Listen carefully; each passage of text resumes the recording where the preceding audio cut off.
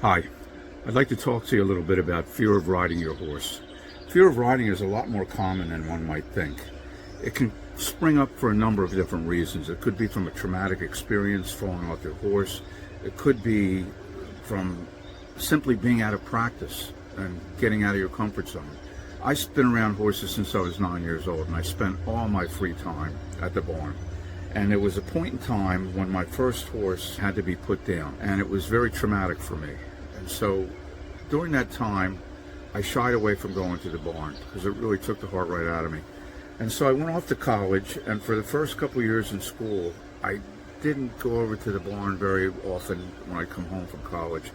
And I probably only rode a couple of times, a handful of times during that two and a half year period. So when I decided to take a semester off from school and learn how to shoe horses, I went out to Central Wyoming College and enrolled in their farrier program. And what ended up happening was, when I first started working around the horses again, after being away from them a lot for those 2 years, I was really surprised at how nervous I was and how tentative I was around horses. Comfort zone just shrunk quite a bit, and that surprised me. So when I talk about fear, I'm talking about anything from having a hesitation to saddle up, hoping that it's going to rain so you don't have to get on the horse, all the way to terror and even panic and a refusal to ride for long periods of time. And it can happen all at once, or it can happen gradually, insidiously over a period of time. And the good news is it doesn't have to be a permanent condition. Today we're going to explore a little bit about how this fear develops, as well as give you some ideas about what you can do to overcome this issue.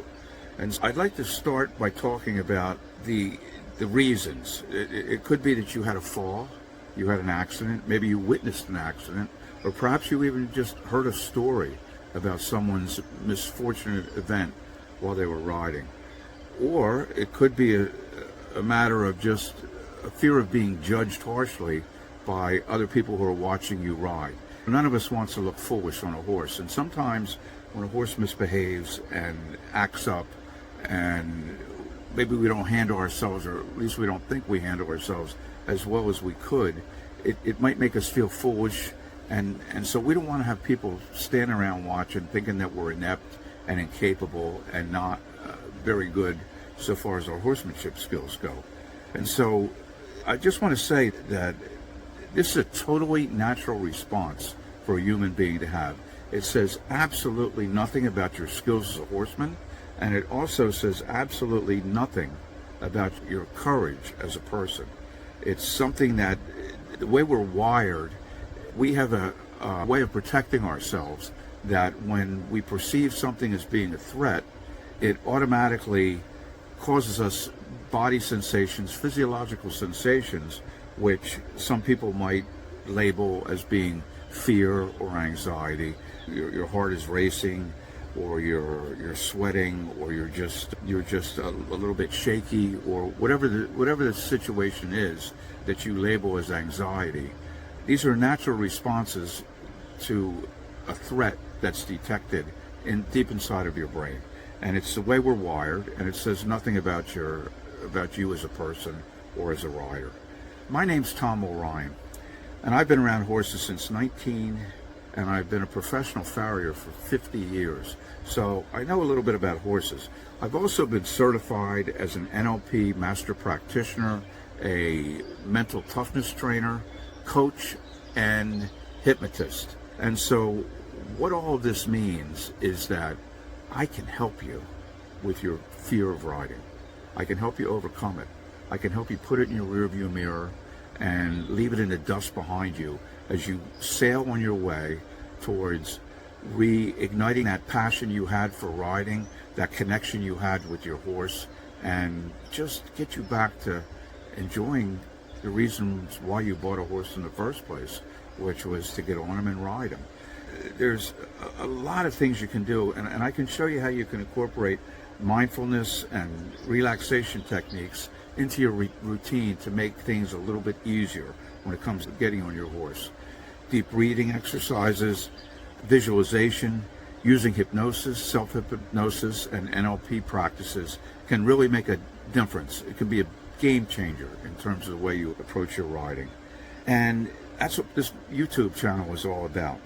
It's about helping you understand all the different things you can do to tamp down your fear and anxiety, relax, and get into a more confident state of mind, and get you back to the point where you derive the pleasure that you once had from getting on your horse and going out for. Now, it could be cantering through a meadow, or galloping along a beach, or maybe it's just a quiet ride on a trail where you get to connect with your horse.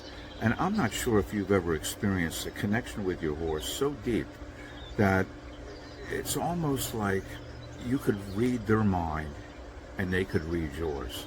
And hopefully you've gotten to that point with a horse, because it's not an uncommon thing that once we get synced up, it seems like we're almost operating on the same wavelength, and we're almost at one with the horse, like one unit, one entity.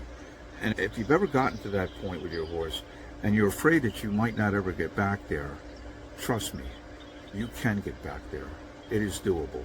So I'm going to suggest that you either subscribe to this channel, or at least tune in and try to catch some of these videos, because I'm going to be posting these videos on a regular basis, and I'm going to go into more and more detail of what it is, some of the things that you can do today to help change the game in terms of your hesitation to ride. I invite you to pick up a copy of my book, Get Back on That Horse, available on Amazon, or if you want to get on the fast track, contact me directly by jumping on equestrianhypnocoach.com. I look forward to getting to speak to you one day. I look forward to having a conversation with you. And I promise you, there won't be any hard sell to try to get you to buy something. I can help you in terms of getting back on a strong footing with confidence and being in a relaxed state of mind when you go to get on your horse. Thanks for listening.